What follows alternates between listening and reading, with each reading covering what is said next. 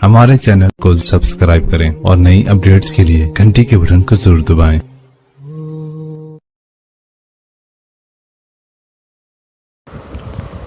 बिस्मिल्लाहिर्रहमानिर्रहीम।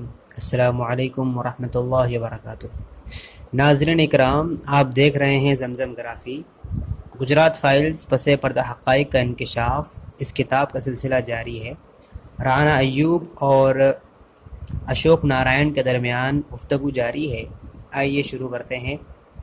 सवाल: वाक़िअतन हर शख्स चीफ सेक्रेटरी जी सुब्बा राव की तारीफ़ कर रहा है। जवाब: वाकई। सवाल: मैं तंज़ कर रही हूँ यानी मैं ताना मार रही हूँ। जवाब: बदकिस्मती से सुब्बा राव सरकार को खुश करना चाहता था। वो वज़ीर आला को खुश करना चाहता था, लेकिन उसमें उसको कामयाबी नहीं मिली। सवाल: क्यों? जवाब: मेरा मतलब है कि सरकार ने रिटायरमेंट के बाद 5 साल आरामदेह नौकरी तो दी ना। सवाल: मुझे अपनी फिल्म में फसादात के बारे में कितना जिक्र करना चाहिए?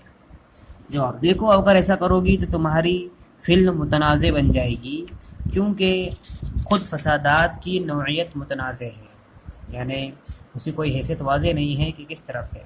सवाल: इसीलिए तो मैंने आपके वज़ीर आला से फसादात के बारे में एक सवाल भी नहीं पूछा। जवाब: अगर तुम पूछती तो वो बात किसी और तरफ मोड़ देता और दूसरी मुलाकात के लिए वक्त बिल्कुल नहीं देता। सवाल: भट्ट जैसा आदमी वज़ीर आला और सरकार के खिलाफ क्यों चला गया? जवाब: कुछ तो वजह रही होगी। जो भी उसका बास रहा होगा उसने उसे सब बताया होगा। जिसकी मातहती में वो रहा होगा उसी के कहने पर ये सब हुआ होगा। सवाल: कितना काबिल एतबार है वो? जवाब: वो काबिल एतबार बिल्कुल ही नहीं। सवाल: अच्छा, वैसे जयंती रवि का हवाला मुझे माया कोडनानी से मिला था। जवाब: ओहो, अच्छा। सवाल: वो तो बड़ी सरकार मुखालिफ लग रही थी। जवाब: अब सरकार मुखालिफ हो गई है, लेकिन पहले नहीं थी।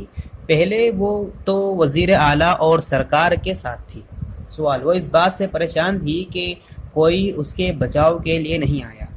जवाब: सियासी बास कभी किसी के बचाव के लिए नहीं आता है। सवाल: वो तो दावा करती हैं कि वो पूरी तरह बेकसूर है। जवाब: फसादात के दौरान तो यकीनी तौर पर वो आरएसएस और वज़ीर आला और वीएचपी की हामी थी। सवाल: इसका मतलब है कि फसादात के दौरान बढ़ चढ़ कर उसने हिस्सा लिया था। जवाब: हाँ। सवाल: राहुल शर्मा कैसा आदमी है? जवाब: वो बागियों में से एक है। सवाल: क्या मतलब? मतलब ये है कि उसने किसी की मदद नहीं की, वो बस फसादात पर काबू पाना चाहता था। सवाल: क्या वो भी निकाल फेंका गया? जवाब: उसका तबादला कर दिया गया। डीजीपी और चक्रवर्ती की सिफारिशों और मेरी तरफ से उनकी सिफारिश की तायीद के बावजूद ये तबादला हो गया। सवाल: क्या सिर्फ इसलिए कि वो वज़ीर आला के खिलाफ गया था? जवाब: यकीनन। यहाँ पर ठहर कर राहुल वर्मा की कहानी बयान करने की ज़रूरत है, जिससे मेरी मुलाकात 2 या 3 समाजी मौक़ों पर हुई थी। पहली बार मैं उससे तब मिली थी जब वो अपनी निहायत तालीम याफ्ता और बावक़ार बीवी के साथ अपने एक वकील दोस्त से मिलने के लिए आया था। शर्मा मुझे खामोश मिजाज शख्स लगे, जिन्हें सहाफ़ियों के सामने अपनी बहादुरी की शेखियाँ बघारने की आदत नहीं थी। वो अपने काम को खुद ही बोलने देने और अपने कानूनी मामले पर खामोशी इख्तियार करने के कायल थे। जब तक मैं वहाँ रही तब तक ऐसा ही था। उस ज़माने में रियासती हुकूमत उनका ताक़ुब कर रही थी। उनको बदल कर दूसरा अफसर लाया गया था। उनके सालाना खुफिया रिपोर्ट में मनफी तबसरे लिखे गए, यानी नेगेटिव कमेंट्स लिखे गए, और उनके खिलाफ दो चार्जशीट भी डिपार्टमेंट की जानिब से दाखिल की गई। आखिरकार गुजरात हुकूमत ने 2015 में उनके कब्ल अज वक्त सुबुकदोशी की दरख्वास्त को मंजूरी दे दी, यानी रिटायरमेंट की दरख्वास्त को मंजूरी दे दी।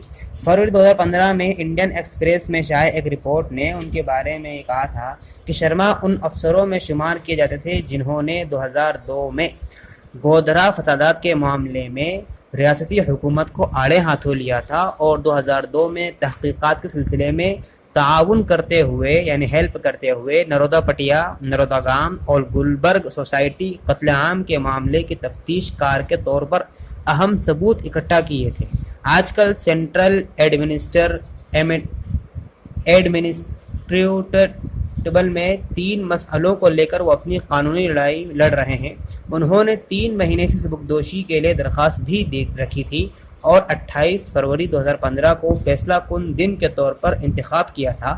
البتہ ریاستی حکومت نے ان کے خط کو ان کے ذریعے منتخب کی گئی تاریخ سے صرف 2 دن قبل قبول کر